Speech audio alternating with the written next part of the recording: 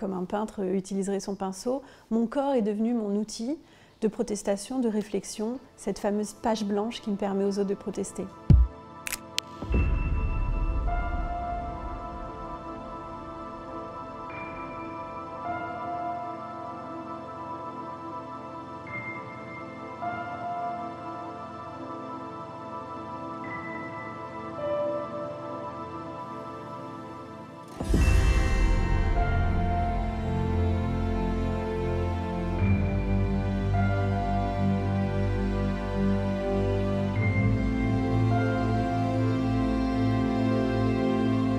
Dans ma pratique, j'ai vite découvert que si je me mettais à nu, j'étais dans la sincérité, j'étais dans la porosité, j'étais finalement avec l'autre avec un grand A. Donc très vite, c'est devenu mon outil, un peu comme un peintre utiliserait son pinceau. Mon corps est devenu mon outil de protestation, de réflexion, cette fameuse page blanche qui me permet aux autres de protester.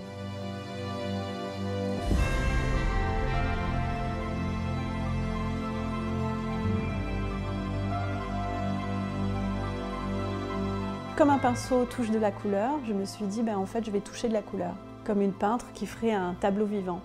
Et donc, j'ai demandé aux autres, notamment beaucoup les femmes, de choisir une couleur.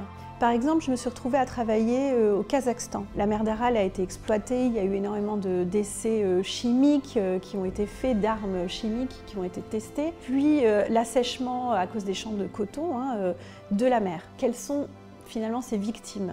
C'est avant tout les femmes. Et elles se sont retrouvées sans rien. Je trouve qu'en tant qu'artiste, il est mon devoir quasiment de mettre en lumière cette situation-là pour permettre après à des pouvoirs politiques, à des mécènes, à des fondations de protester, d'essayer de les accompagner dans cette difficulté-là. C'est d'aller au plus près pour leur permettre d'être visibles, pour essayer de les mettre en lumière. L'art est langage universel, donc c'est assez incroyable parce que la couleur me permet tout de suite de rentrer en relation avec l'autre. Ce bleu-là, ce n'est pas moi qui l'ai choisi, c'est la couleur du drapeau kazakh. Donc pour elle, c'était un bleu évident, parce qu'elle voulait avoir un mouvement politique.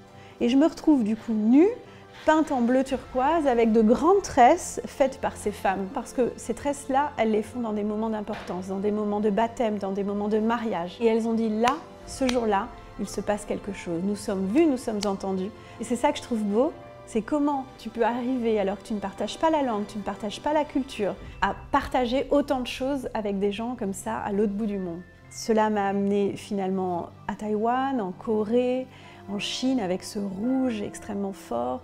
J'ai travaillé aussi avec des bleus dans le désert du Maroc. Toutes ces couleurs-là ont finalement nourri ma palette et nourri mon outil de protestation. Quelle est ta couleur? Quelle couleur tu vas choisir? Et cette couleur-là va m'en dire beaucoup sur toi et là où tu veux m'amener.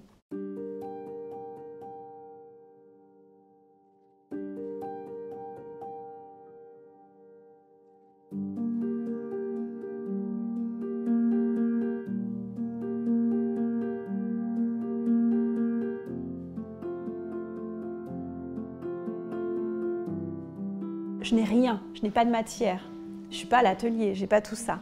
Donc du coup, je fais avec ce que j'ai. Je décide de créer deux énormes drapeaux sémaphores. Ce tissu, je le récupère auprès des habitations, on le construit avec les femmes localement. Et ce qu'on a, c'est ce vent des steppes qui chope tout, qui balaye tout, qui efface tout, qui redémarre. Sauf que ce vent-là, il est tellement fort qu'il me brise les poignets.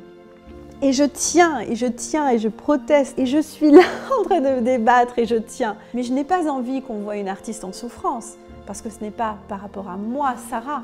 J'ai envie qu'on comprenne ce que j'essaie de défendre dans cette communauté. Et donc je tiens, et je lutte.